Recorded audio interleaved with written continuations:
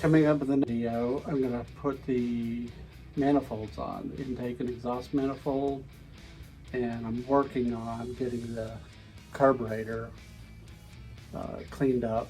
Got two Zeniths and then a Marvel Tillotson looking like, but I'm probably going to have to go with the Marvel because the Zeniths are in such rough shape. And keep working on them and see if I can get them and do a jet kit on them, replace the jets in it, and check all the passages and see if maybe get one good one out of the two Zeniths, or just stick with the Marvel. I don't know, but that's coming up in the next video. Okay, I'm getting close to putting the intake and exhaust manifolds on, and then the carburetor. But what we need to do first is check this. I'm using my square with a straight edge just to see if this looks pretty good.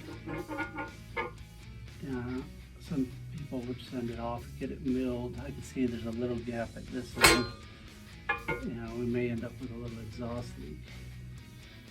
This end has a little bit of a gap too. Yeah, if I had lots of money, I would send it off and get it milled flat, but I think it'll be close.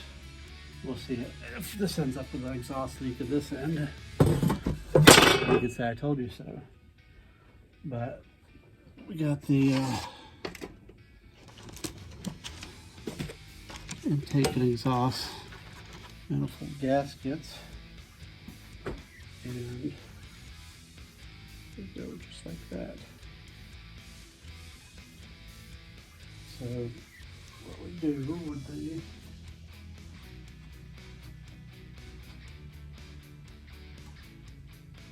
there, and then hang the manifold on it. To get the bolts. Okay, we tested the bolts on mine. It's actually the studs came out, so I'm gonna leave them sort of like a bolt. Maybe one day I'll get some new studs, but these won't come apart, so I'm just gonna leave them.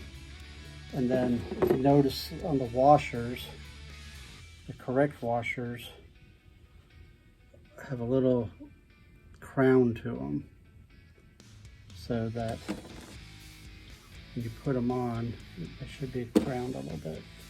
So we'll see that. Let's move these over here.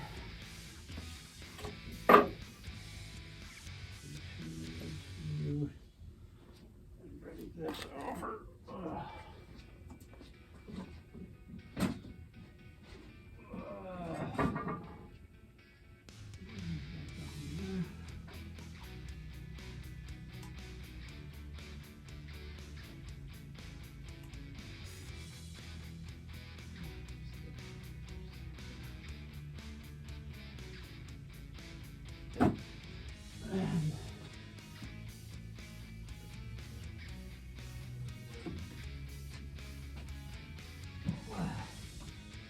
At least having two studs up there helps hold everything in place.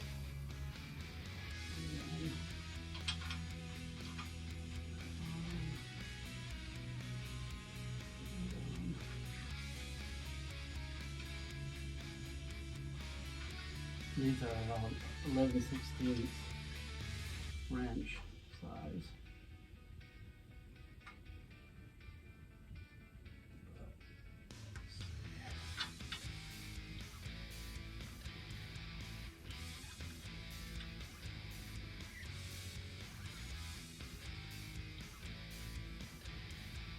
That's a bolt.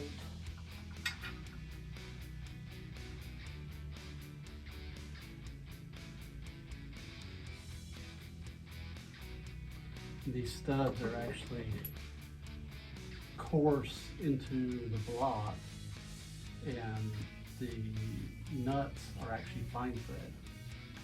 So it's not the same on each end.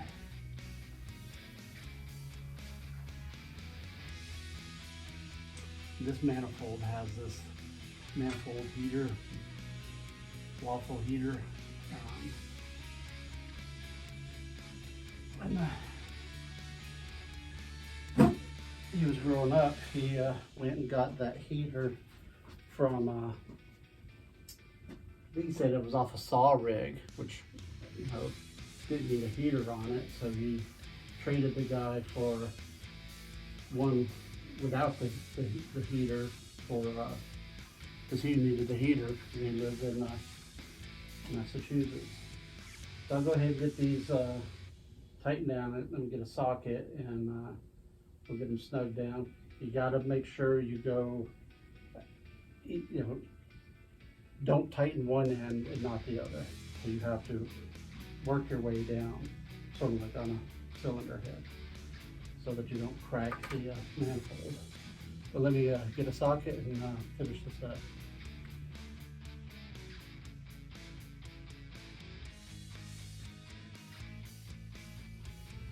Well, after getting it snugged down, this end doesn't look too terribly bad, but this end is the manifold gasket. I can wiggle it with my fingers. So probably we'll need to at least get these glands that sit in there, which help seal exhaust leaks. If not, getting this milled down. You know, exhaust leak isn't the end of the world, but I can always pull it back off later and get that done. But something to remember is like, you have to get those glands at least, pull it off and put it back on. But it went on pretty easy, so it's not too bad. All right, I'm not sure where I'm going next with it. Probably water pump.